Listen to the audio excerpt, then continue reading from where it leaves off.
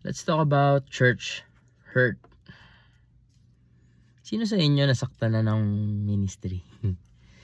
Ayan, so nung bata pa ako, may dalawang missionaryong pumunta sa bahay sa amin, sa Park Lane. 7 years old ako that time, and tinuruan niya ako ng memorizing yung verse na Ephesians chapter 6 verse 1. Sabi niya, pag na-memorize ko daw yun, next week pagbalik nila, may regalo daw ako. And they did. Bumalik sila. Tapos may dala silang Bible. I think that's the first gift I received from a different person. Kasi nakakatanggap ako ng regalo sa relatives, ganyan, kay mama and papa. And that Bible is really dear to my heart. Kasi I love reading. Thank you kay mama kasi nag-invest siya nun sa pagbili ng Three Little Pigs, The Ugly Duckling, yung mga small books for kids. And tingin ko yun yung parang nagmulat sa akin into reading books. And I came to love reading. And then I love reading the Bible. Kasi parang inumpisan ko talaga yun mula Genesis hanggang sa matapos ko siya. And nag-stop kami ng attending ng Christian church. Buti na lang may dumating na Sehan Church. Nagsusundo sila ng mga bata na gustong matuto ng martial arts. And that time, that's Kuya Ray Biagtan. Tatay ni Fritz, the Kid Tornado Biagtan. Siya yung kauna-una akong naging master sa mixed martial arts. And I can clearly remember him quoting David. Or quoting Psalms about David na David worked everything with a skillful hand and the integrity of the heart. So yung hands daw natin ginagamit yan, pwedeng pang harm, pwede ring pang help. And many would say that mixed martial arts is promoting violence. But in reality, tama rin yung sinabi ni Pastor Ewan ko, Pastor na ata yun na we are warriors. Kasi we have a God who is a warrior. He's the God of the general armies. Parang general yung level ng God sa Israel that time. And everyone know how to fight. Everyone know how to fight using hands. And appealing siya sa akin kasi kami ay 4 na lalaking magkakapatid. Tapos yung kuya namin talaga, train kami noon na huwag kaming aasa sa iba. Kaming magkakapatid yung magtutulungan. And yung apelido namin, Elefante. Kaya, Elefante po talaga yung apelido ko. Ako po si Aaron Tiamson Elefante. Pero dahil hindi pa sila kasal nung pinanganak ako, tapos hindi nila pinaayos yung birth certificate ko. So, birth certificate yung basis ng mga school and records. Kaya Tiamson yung dala-dala ko na po hanggang sa ngayon. Pati yung mga anak ko, Tiamson na. So, pero Elefante yung apelido, lapitin niya ng bully. Kaya po naging basag ulo rin kami palaaway. Ganun. Grade 3 ako, parang nakipag-away ako sa grade 6. Nung grade 3 ako, may binabanatan akong kaklase. Binabanatan ni Jeffrey Torres, si Mark Paul, si Makmak. Pinagtanggol ko pa na si Makmak, yung naalala ko Tapos pinagalitan kami ni Sir Reyes. Nasa Sabang kami, elementary school. Si Sir Reyes, martial artist din yun. Tapos, church hurt. Bakit church hurt? Kasi, after nung Sehan, nawala na yung nagsiservice, parang something happened, wala nang magsiservice. Hindi na kayo makapunta, bayan kasi yung church. Parkland kami nakatira. Natigil ako din sa Sehan. Then yun nga po, dumating si Pastor Ross. Nagpatuloy po ako sa pag-serve, tapos nag-commit ako sa music ministry. And then I really get into the ministry. Talagang napamahal sa akin yung pagtugtog sa church, pag-aaral ng Bible, pagtuturo ng Bible, pag-handle ng small groups. And nung estudyante po ako, sabay-sabay ko pong ginagawa yun, kaya po wala ako masyadong close na mga kaklase ko kasi puno-puno ko ng midweek, pag Wednesday, whole day yung Saturday and Sunday sa church. Kasi nagtuturo ako ng music instruments, nagre-rehearse kami ng banda pag Saturday. Minsan may mga training pa, tapos pag Sunday whole day yung service, umaga at hapon. And nung graduate ako, nag-away kaming matindi ni mama kasi syempre hindi naman talaga graduate. I'm not a bachelor degree holder. I'm only a ladderized HRM graduate. And they expect me na magtrabaho na to help them to mapag-aral yung mga kapatid ko. That pressure for me was a lot. Parang hindi ko siya kinaya that time. Siguro factor siya kung ba't ako nag-decide into serving as a full-time ministry sa church. That time yung church namin po ay walang full-time minister. Yung pastor po namin ay negosyante rin. And G12 Vision, in-embrace namin siya.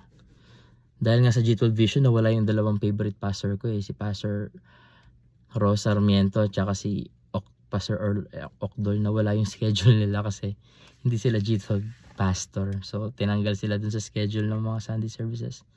That was the first church hurt I felt. Sabi ko, bakit kailangan ganun? Bakit kailangan tanggalin sila?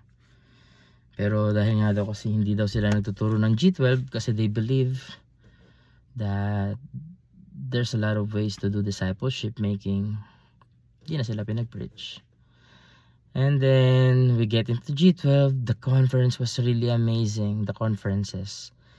We really get to meet Pastor Cesar Castellanos and the leaders. It was so nice.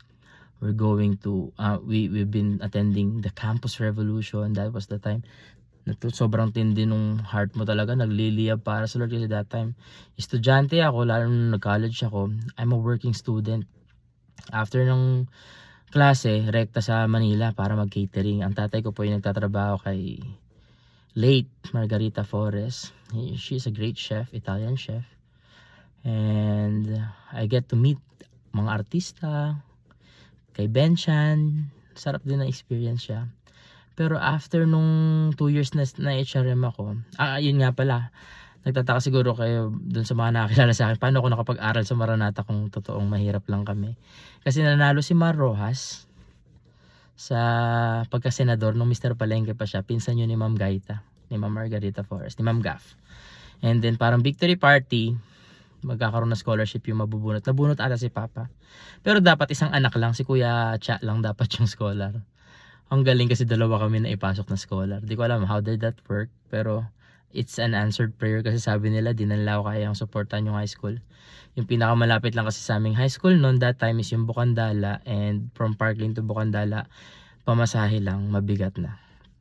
But thanks be to God, I was able to receive a scholarship na hindi masyadong mataas yung grades na kailangan i-maintain. First year sa Kinyang ako, second year sa Mary Queen of Hearts, third year, fourth year sa Maranatha. And college, ladderized HRM sa ISHRM. Shoutout po kay Pastor Peter, Pastor Jan Gramahe, ayan, Pastor Jojo, Pastor Alex. Pastor Jojo, naalala ko ng papa ni Jan. Every time na nagpupunta ako sa may ang ganda ng school na yun, may prayer spot siya wherein you can just punta ka lang doon, mag-pray ka. Sobrang sarap, air conditioned na, tapos meron pang magandang music na it's so easy to pray. Madalas ako nandoon kasi ang dami ko pinagpe-pray sa buhay. Yung pressure, financial problems, tapos pinagpe-pray ko, Lord, kayanin ko yung work mamaya, may catering, 3 days straight. Kaya di mo masisi yung mga nagsasabo na mga labor workers kasi sobrang overwork talaga pag maraming schedule. And then I graduated. I committed the full-time ministry. I fasted. I prayed and fasted for it for 3 days, bro. And I thought I was called to be a pastor. I thought that was God's calling for me. So I served as a full-time ministry. 2 years in the full-time ministry, it's really hard. And then bata pa ako noon, syempre bagong graduate, parang 18 years old, 19, 20. There was a season in my life that I was too emotional. And then, sinabi sa akin ng pastor na, pahinga ka muna ron. Get back to yourself. Maging okay ka muna so you could get back to serving in the ministry for full time. That was the biggest heartbreak I ever felt in my life. Mas masakit pa sa heartbreak ng ex mo. Oo, kasi you're believing that you are called for this. You even fasted. And I even fought for it. Kasi mama want me to, after graduating, mama syempre gusto niya magtrabaho ako ng maayos na trabaho. Bakit ka magpo full time? I disobeyed her. Ang dami niyang sinasabi sa akin, kausapin mo si Chef Linda Hunyo ng Diamond Hotel. Kausapin mo si Chef para kasi graduate ka naman na. Kahit ladderize lang para makapasok ka, kahit kitchen staff ka mag-start, hanggang sa maging apprentice ka niya, kunin mo yung knowledge niya sa chef. I disregarded all that kasi hospitality industry is really demanding ng weekends. And full-time ministry, yun talaga yung heart ko that time. Only to end up na you're too emotional, bro. Hindi ka fit for this ministry. So umalis ako sa full-time ministry, wala ulit full-time kasi yung church na yun walang full-time ministry, walang full-time minister. And I think for a church to work, someone has to be like working full-time. May pumalit naman sa akin, si Pastor Edwin na siya ngayon, dati Kuya Edwin lang. Pero sobrang hirap nung process. I think if you're a church, you should be the agent of justice. You should be the one who fights injustice. Napaka-importante po niyan kasi marami akong nakilala kay Neil Braga, nakilala ko na isang social worker. Nakita ko yung trabaho nila, how they fight injustices. Mga domestic violence, abuse. And nakita ko na God works through them. And isang part na injustices hindi napapansin ng maraming mga small churches is underpaid staff. So, yung mga underpaid staff, church ka, siguro lagpasan mo man lang yung minimum.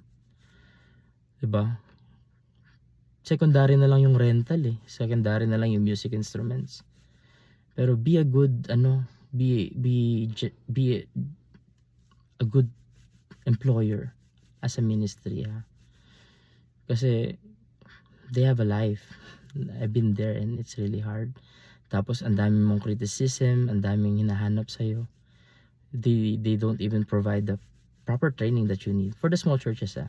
That's why I'm really blessed and grateful to be in Victory, where I've learned na, hindi pala kailangan entitled pagpastor. Hindi pala kailangan ng sobrang honor pagpastor kasi pare-parehas lang tayong lingkod sa Lord. Grabe yung values ng Victory pagdating sa ganun na pagpastor, kapareho mo lang kami lingkod. Makikinig lang din kami sa instruction ng admin. Makikinig lang din kami. Pero we will rightly divide the word of God. And grabe naman talaga kung paano mag-aral yung mga pastor. Grabe rin yung training na pinoprovide ng Every Nation and nung pinaka-ministry. So, thank you Lord for that. Pero church hurt, this is the biggest hurt I've ever encountered in my life. Kaya nung nakabalik na ako nun, naging okay ako, di na bumalik sa pagpo-full time. Sobrang sakit nun, parang nabuang-buang nga ako nun. Nagsasasayaw nga ako nun sa sa Convergence Church. Lipat ako ng church sobrang sakit Pero sabi sa akin ni John, sabi niya, bro, I think you're called there, go back there. Sabi niya, sige, balik ako. Pwede bumalik kami. Ngayon naman, na-inlove naman ako, nag-work na ako nito na-inlove ako. Bago ako ma-inlove, marami akong kalokohan kasi pakulit din ako yung girl is very, very, dalagang Pilipina parang ganun yung girl na sobrang na-inlove ako sa kanya, ka-work ko siya sa office. Christian din, ka-church ko rin. Babata din, kilala ko ng matagal. Tapos, another church hurt. Hindi daw ako yung guy para sa kanya. Sabi ng leaders. And they want to parang match up siya with a different guy. And tingin ko overboard na talaga. Sabi ko, Lord, iba na talagang level to. Sobrang sakit naman ito. Parang okay na yung sakit ng una parang nakamove on na ako, tas eto naman next. Buti na lang, ako yung gusto niya. Yung asawa ko po yung tinutukoy ko, si Ann. Um, and hindi nila alam, sinasabi sa akin ni wife. Ngayon, wife ko na. Back then, crush ko pa lang siya nun. Sinasabi niya sa akin lahat ng mga sinasabi sa akin masakit. And that when I came to know victory. Nagtry ako ng day by day. Kaso, buti sinamahan ako ni mama eh. Naalala ko sinamahan ako ng mama ko the whole process. And then, we get to know victory. Kuya Paul Lacerna do one-to-one to me. And then, sabi ko, Kuya, Christian na talaga ako eh. Ano na eh. Alam ko na yan. Pero ano ko naman kami, mag-undergo naman pa talaga tayo sa process kasi submission and humility po yung way ni Lord Jesus. And then, pero nung baptism na, sabi ko kay Pastor Benji, Pastor, hindi na papabaptize. I think, okay na yung baptism ko. Pero nakita ko yung baptism nila, sobrang saya. Sabi ko, sige na nga po, lusong na rin po ako. Yung, yung pagkaahon mo, biglang party-party. Sobrang saya nung baptism namin noon sa may Siemens Village pa. I really miss Pastor Benji, can you honest. So, after noon, 2017, parang hindi kasi maganda yung pag-alis namin doon sa kung saan kami naging Christian ni Mrs. 2016, sumama kami sa isang revival event sa Baguio ng friend ni Ann, si Sarah. And then, ang linaw nung nung Holy Spirit, bumalik sa church na yon, tapos makipag-ayos. Kasi hindi talaga maayos yung pag-alis eh. And then yun, we came back. Which is very wrong move naman kasi wala akong paalam-paalam ako nun sa team, sa Victory. Kasi nasa music team na ako. Parang bigla kaming umalis, bigla kaming nawala. Nagulat din sila eh, ba't kami biglang nawala eh. And then we reconciled. That's a great thing na nangyari. And then I get to serve again in that ministry. Biglang bumalik yung thought na lang, baka magpapastor talaga ako sa church na to. While doing work, like I've been through I-Core, call center, tapos naging home credit. Tapos another church hurt. Uso yung mga usap-usapan na hindi magaganda, mga chismis, mga bad reports regarding the leader, tapos regarding mga bad comments towards me. Kung ano na love, tsaka hindi na rin talaga namin yung trajectory ng faith namin, hindi na dun sa 6 times conferences a year, tapos prosperity, hindi naman kasi iba-iba yung application bawat churches, pero basta iba yung trajectory ng faith namin. Pagdating dito sa kung saan kami naging Christian ni Mrs., talagang work for the Lord. Pero yung faith namin more inclined na siya or inline na siya dun sa we cannot add anything to our salvation. Priority your family, priority your career, and then that's the first ministry, family. Syempre, how could you provide to your family without prioritizing your career? And then after that, serve in the ministry. Ganun yung yung faith namin eh. So ang hirap din mag-adapt. Doon nababalik kami sa ganung klaseng system. Tapos ang daming conferences na may kota-kota. So sabi ko na dumating na yung time na love, tingin ko para may peace din tayo tsaka makapag-serve tayo ng full blast. Let's go back to Victory. Since yun din naman na yung faith natin. Yun na yung trajectory ng core values na meron tayo ngayon. And then she agreed. Though mahirap na adjustment again kasi introvert siya. Another making friends. Parang mahirap na process yun para sa introvert sa akin. Basic. Pero yun, and ngayon nandito kami sa Victory. Church hurt. Marami kang sakit na mararanasan sa church and naniniwala naman ako na you have to endure it. You have to do it.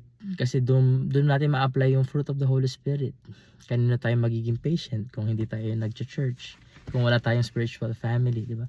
Kanina natin may exercise yung long suffering, di ba? Yung endurance, yung gentleness and self-control. Kung hindi rin sa mga kapatid natin sa pananampalataya. Wow, 20 minutes. Sabi ko 5 minutes lang eh. Ang hirap lang ikwento, no? Pero church hurt if you've been hurt by the church or by the ministry, it's okay. Damhin mo yung sakit. There's a time for everything. There's a time to feel what you need to feel. And through that feeling and emotions, you could learn a lot. You could process it. Probably magagamit mo pa siya in the future if you would meet someone who would like go through the same thing that you've gone through. And let us not let that church hurt stop us from doing the purpose of God. Bagkus gamitin natin siya as, alam mo yun, armor, dagdag na pampalakas natin to serve God in the long run. So if you've been hurt by the church, by someone in the church, forgive not for them but for you, for yourself. Patawarin mo sila so you could be free and serve God. Sabi ni Sir Stan, meeting namin, serve God, bro. Regardless of what you feel, serve God. So serve God.